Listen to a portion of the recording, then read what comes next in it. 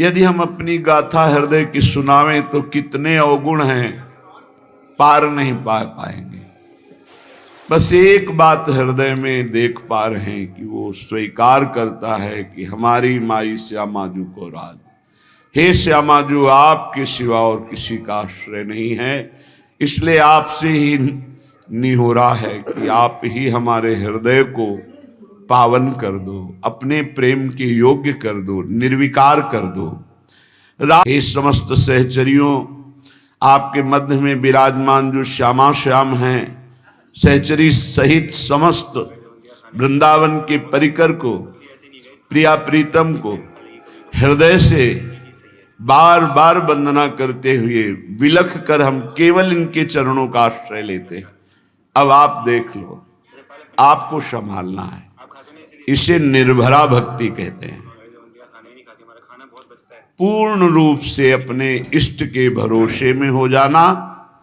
जब अपनी तरफ दृष्टि जाए तो अति दैन्य और दोष युक्त, और जब इष्ट की तरफ दृष्टि जाए तो अत्यंत गर्व और आनंद में। तो हम अपनी तरफ दृष्टि करके अपने इष्ट को बता रहे हैं कि हमारे में ये सब दोष है, हमारे में ऐसा कोई गुण नहीं कि हम आपको प्रसन्न कर पावे। इसलिए हे लाडली, हे लालजू, आप कृपा करो और अपने योग्य हमारे हृदय को बना लो। क्योंकि बनावटी प्रभु को पसंद नहीं। निर्मल जन मन सो मोहि पावा, मोहि कपट छल छिद्र न भावा। मुझे कोई कपट छल दोष विचार ये प्राप्त नहीं कर सकते हैं। मुझे प्राप्त कर सकता है निर्मल मन, और हमारा मन मलिन है। तो हम आपसे निवेदन करते हैं, हे प्रभु आप अपने योग्य बना लीजिए इस मन को। मेरे में सामर्थ्य नहीं कि मैं आपके योग्य मन को बना करके आपकी प्राप्ति कर पाऊं। अगर हम करोड़ों कल्पों तक साधना करें तो भी आपके योग्य नहीं बन पाएंगे। और अगर आप पल पाओ, पल के चौथाई हिस्से में चाहें तो मेरा मन आपके योग्य हो सकता है।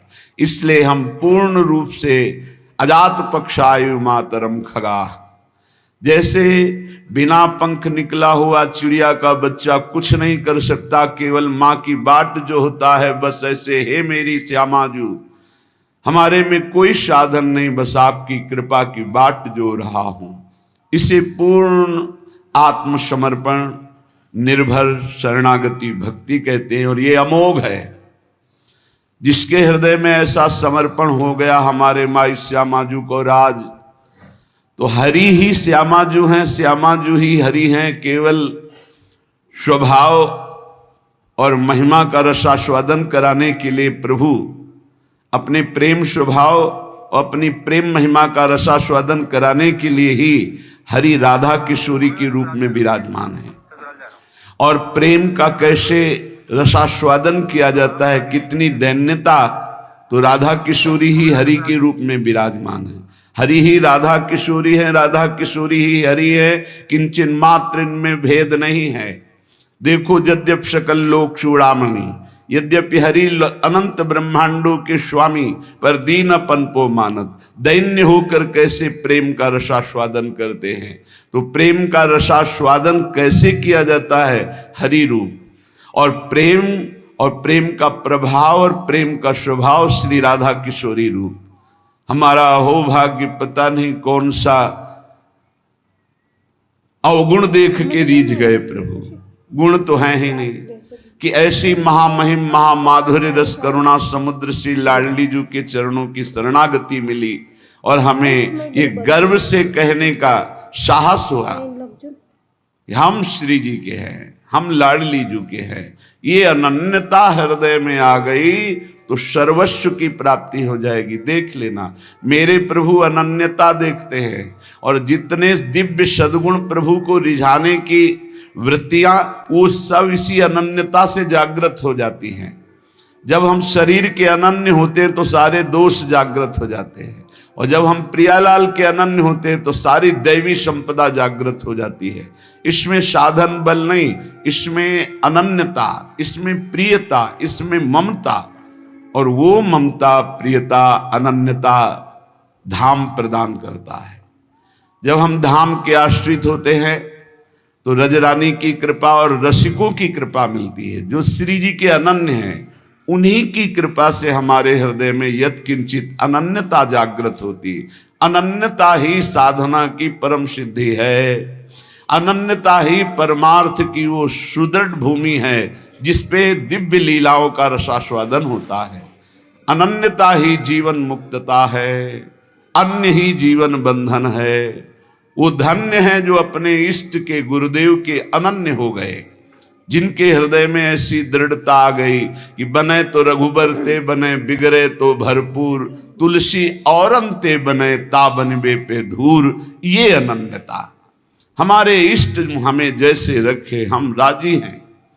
हम राजी हैं जिसमें हमारे इष्ट राजी हैं। इष्ट जैसा जैसा विधान करते, चाहे वो दुखद हो चाहे सुखद हो, हम कभी कोई प्रश्न उनसे नहीं करेंगे और हम प्रसन्न रहेंगे उनके विधान को मानकर। ये अनन्य भक्त की हृदय की स्थिति होती है।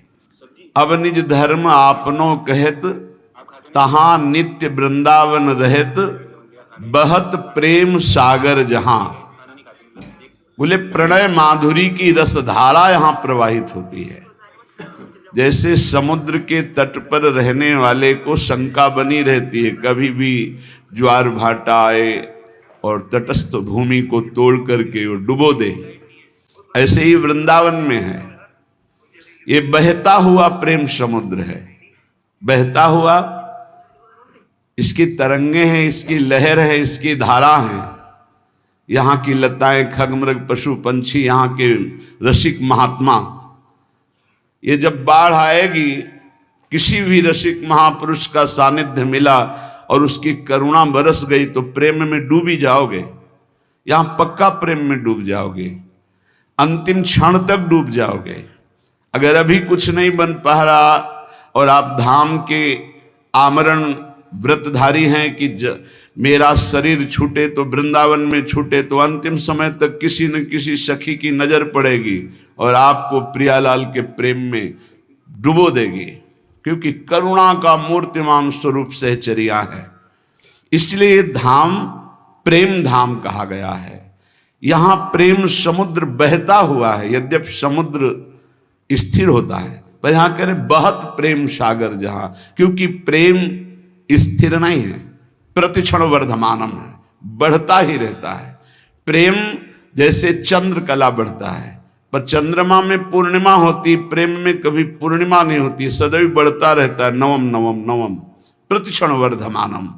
इसलिए बहता हुआ प्रेम समुद्र वृंदावन धाम है और इसकी तरंगे हैं यहाँ की लता, रजरानी, खगमृग, पशु पंछी और यहाँ के रसिक जन।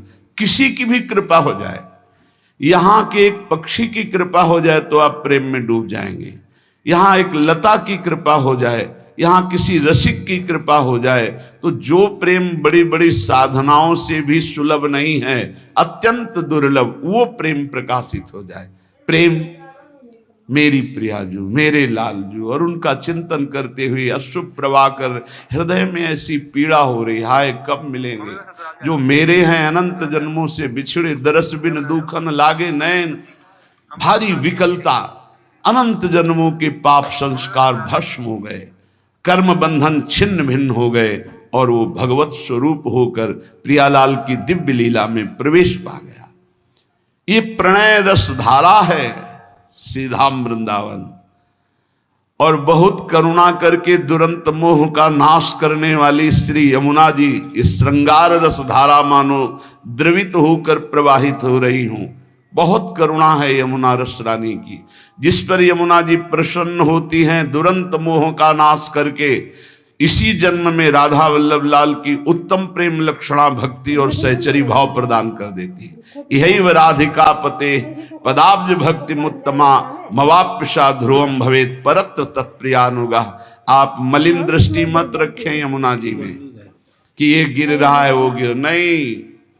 जैसे अग्नि भगवान सब कुछ जलाकर अपना स्वरूप दे देते हैं, ऐसे यमुना जी सबको अपना स्वरूप प्रदान कर देती हैं। परम पावन यमुना जी को कभी कोई अपवित्र कर ही नहीं सकता, किसी की सामर्थ्य नहीं है। यमुना जी साक्षात करुणा बपू हैं, हमारी लाडली जी की प्रिय सहचरी हैं, और मोह का नाश होना बड़ा कठिन है, सो यमुना जी नाश कर देती हैं।